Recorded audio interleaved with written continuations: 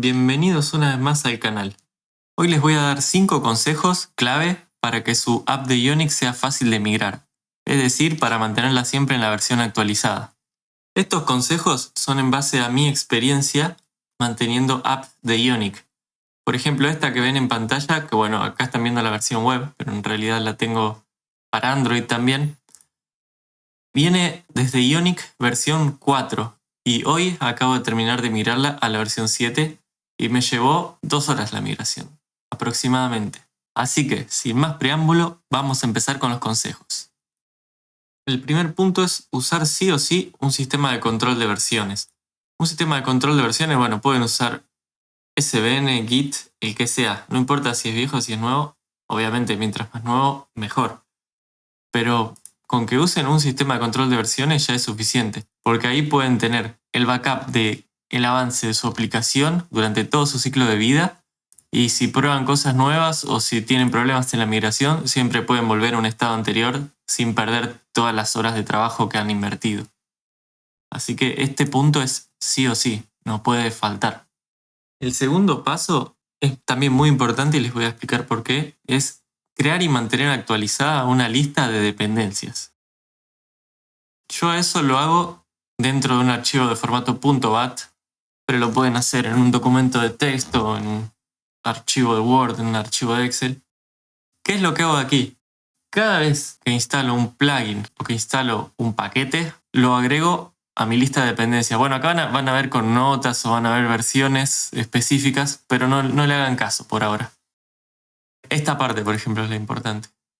¿Por qué? Porque muchas veces uno cuando instala un plugin le pasa parámetros, como por ejemplo estos de AdMob, y el tema es que muchas veces la forma más fácil de actualizar es crear un nuevo proyecto, copiar el código del viejo e instalar los plugins nuevamente.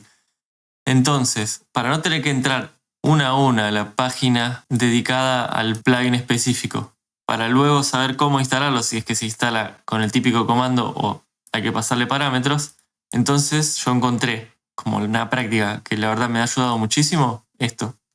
Tener un archivo con el paso a paso de cómo migrar, empezando por cosas elementales, porque por ejemplo hace poco me pasó que se me destruyó el disco de la compu y si bien sabía que tenía que usar Cordova para este proyecto particular, que viene heredado digamos de código viejo, por ejemplo no me acordaba que también había que instalar Cordova Res. En fin, esto se los recomiendo demasiado. No es, digamos, un punto que sí o sí deben hacer, pero créanme que les va a ayudar muchísimo. Háganlo pensando siempre en el futuro. Si no hacen este punto, una forma de hacerlo similar es, te creas un proyecto en blanco de Ionic y comparas los paquetes que tenés instalados aquí con los del nuevo proyecto en blanco. Entonces, por ahí es fácil darte cuenta de qué plugin tenés que volver a instalar, pero esto es mucho más fácil.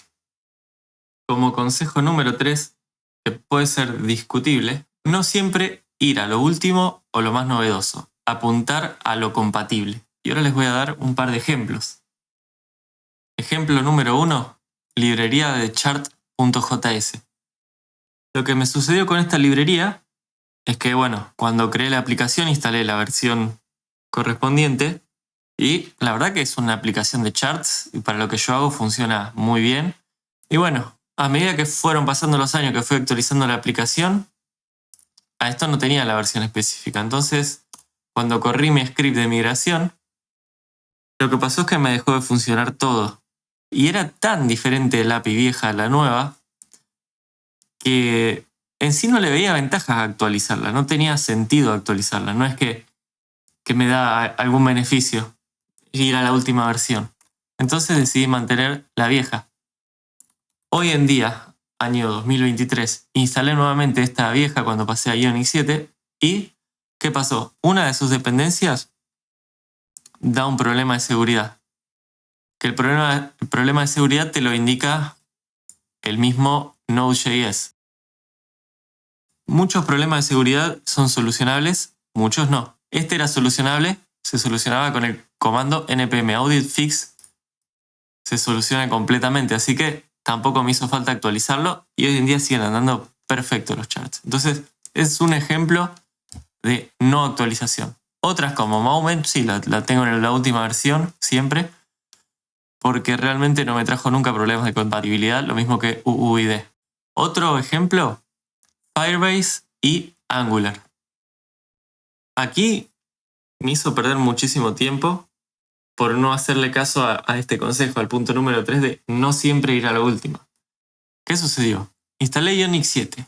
Ionic 7 me vino con Angular 16. Ahora, fíjese que estoy en la versión 15, que la 15 anda muy bien. La versión 16 trae muchísimos cambios. Cambia la versión de TypeScript y siempre que con Angular pasa lo mismo. Cuando sale una nueva versión de Angular, muchos plugins mismos de Angular o wrappers hechos para Angular tardan en actualizarse, tardan en funcionar en la última versión. Entonces pueden estar funcionando muy bien en la 15, cuando pasamos a la 16 deja de funcionar.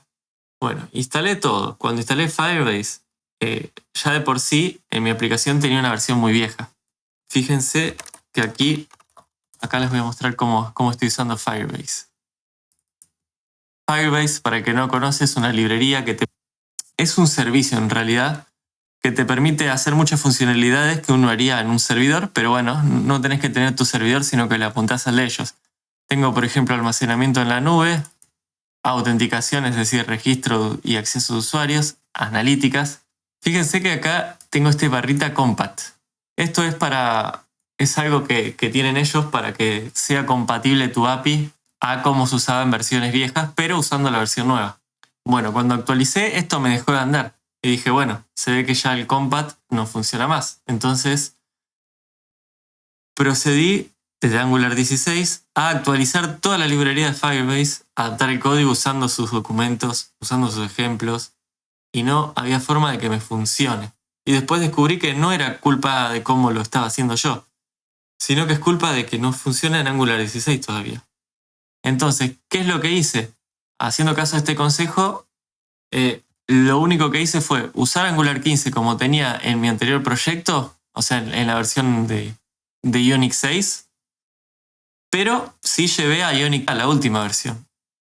¿Cómo hacer eso? Bueno, para eso les dejo un video acá arriba a la derecha en el que lo explico. Explico cómo actualizar Ionic y Angular a la última versión de la cual uno tiene instalada y no a la última versión publicada por ellos. Es decir, si yo tengo la 6 y ellos publicaron la 7, en el video les explico cómo actualizar tu versión 6 a la última 6.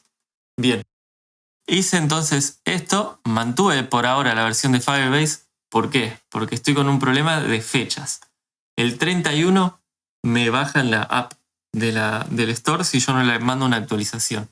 Porque me quedaron algunas API obsoletas como la de in-app purchases, es decir, la de compras. Bueno, el consejo número 4 que les doy es usar la menor cantidad de dependencias que sea posible. Esto lo digo también, como todos los puntos, por experiencia. Cada extensión, cada plugin, cada librería que instalen tiene que tener un porqué. Si pueden evitarlo sin mucho esfuerzo, evítenlo. Porque cada vez que hay que actualizar una aplicación, por ejemplo, que te suba la versión de Angular, tenés que lidiar. Siempre alguna librería, algún plugin te trae un problema nuevo. Entonces, en lo posible, traten de mantener las dependencias al mínimo necesario. No se puede no tener dependencias. ¿Por qué? Porque eso sería que por cada cosa que haces tenés que reinventar la rueda. Así que busquen un balance, pero no instalen dependencias porque sí, paquetes, lo que sea, evítenlo si pueden. Y el consejo número 5, que les dejo como para ir cerrando el video, documentar o hacer herramientas como si fuera hecho para otra persona.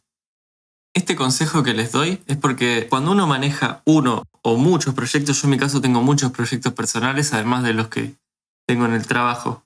Y muchos de estos proyectos no son cortos, sino que son proyectos que algunos llevan más de 3 años. Por ejemplo, este que estamos viendo, Perfect Portfolio, si bien hoy no le estoy agregando nuevas funcionalidades, lo vengo manteniendo desde hace muchísimo tiempo.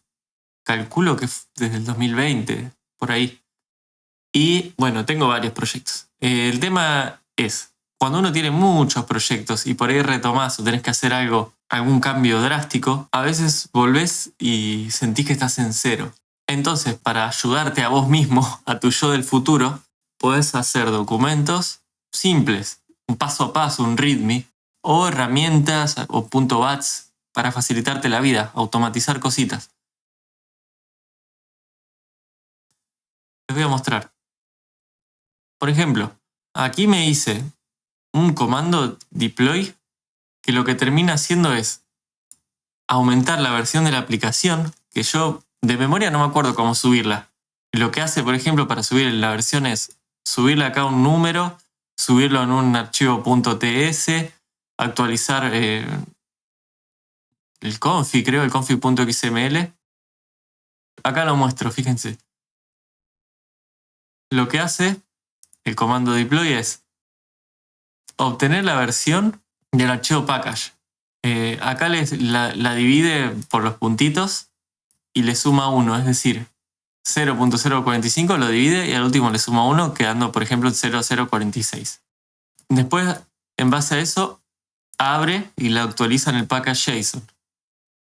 Luego lo actualiza en el config.xml, lo actualiza en este archivo .ts y llama este otro comando, build::prod, que es este comando de aquí, que voy a tener que censurar.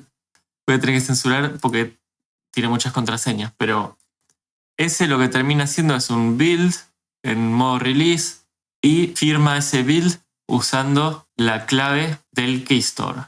Eso es muy de Android, digamos. Y después me abre un Explorer para que yo tenga visible, digamos, la carpeta en la que salió el archivo APK o hoy en día es AAB. Pero bueno, todas esas cosas las debería hacer a mano y debería acordármelas. Es imposible que me las acuerde, entonces me parece una muy buena ayuda a mi yo del futuro el haber creado este comando. Porque uno piensa que se va a acordar de todo. Y no es verdad, no es así. Tenés que pensar como si lo hicieras para una persona que decís, bueno, a ver, suponete que contrato un empleado y le tengo que pasar mi proyecto. ¿Cómo le explico, por ejemplo, este paso a paso? Y bueno, una es hacerlo en un TXT, otra es dejarle un comando así que haga todo automáticamente y bueno, en algún README o de alguna manera documentar y decir, bueno, para hacer una release se tienen que hacer estos pasos. Que de hecho, para otro proyecto me hice algo así. Es un paso a paso porque tengo que hacer muchas cosas al hacer una release. Por ejemplo, hacer un backup de la base de datos, buscar cambios, subirlo, bueno, todo lo que implica subirlos a un servidor. Y después de eso, tengo, por ejemplo, también anotado que tengo que comunicar la actualización por medio del Discord. También que tengo que actualizar el changelog. Y bueno, varias cosas que son muchas cosas que uno en algún momento se las acuerda, pero cuando no entra al proyecto después de un tiempo, no se las acuerda. Estos fueron los 5 consejos que les recomiendo para que sea mucho más fácil migrar o mantener sus aplicaciones vigentes. Si les gustó, den like, suscríbanse y obviamente si tienen más consejos para compartir, pueden hacerlo por medio de los comentarios. Va a ser muy bienvenido. Bueno, en la descripción siempre recuerden mirar que dejo links útiles dependiendo del video. Bueno, nos vemos en el próximo video. Chao.